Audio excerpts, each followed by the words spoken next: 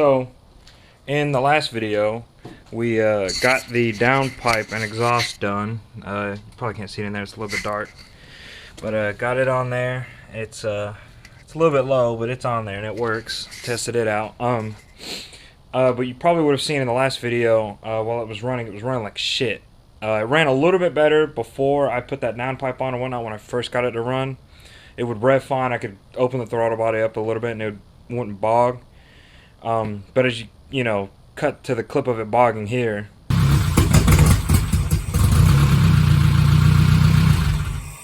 So as you can probably see from that, it's not running too good. So today we're going to wire the O2 sensor to see if that helps a little bit.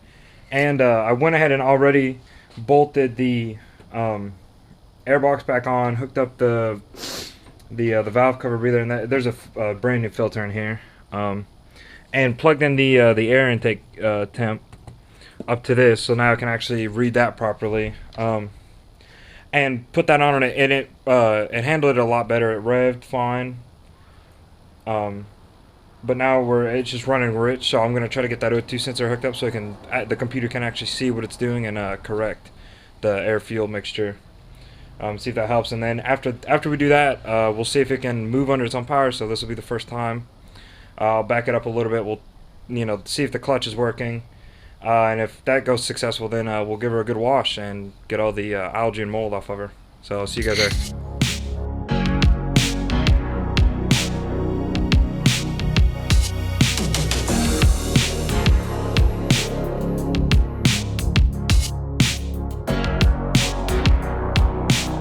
Alright everybody, so just got the O2 wired up. It runs along here. Actually, yeah, I lied, it's this one. It runs along here and it's got a shielded wire. You probably saw those other wires I was trying to screw with. I was trying to retain the factory shielding, because the one that I just cut off over there it goes to the old computer. It has shielding on it, and so does the factory one. So I tried to see if I could get that to connect, but it was kind of short, so I'm just whatever. I'm not too worried about it. But it runs along here, comes down, and it just plugged right into the factory O2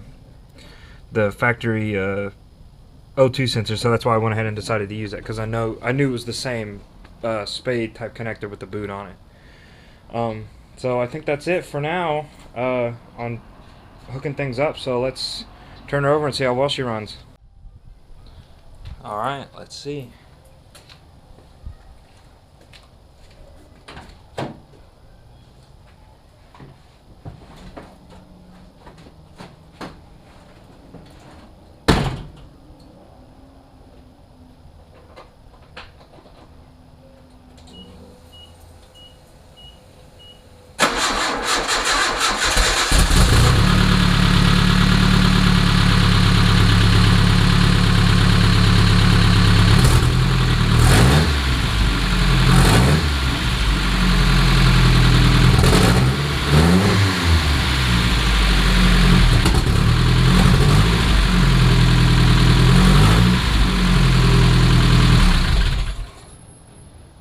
It's running better than it was to begin with, but it is still kind of choking out a little bit, and that might just be because the ECU is not seeing everything right. Like, I don't think I have the tact signal hooked up or anything like that, or water temp, or actually water temp is hooked up, but yeah, stuff like the tact signal and whatnot.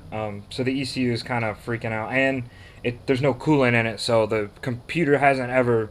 It's been unhooked for probably a couple of years now, so it hasn't been able to read right, so it doesn't really know what's going on, so it still needs to learn all that stuff. So I think that'll be it. So we'll see if we can get it to back out a little bit. I'll air up that tire and get the hood laying back on it. We'll see if she can back up.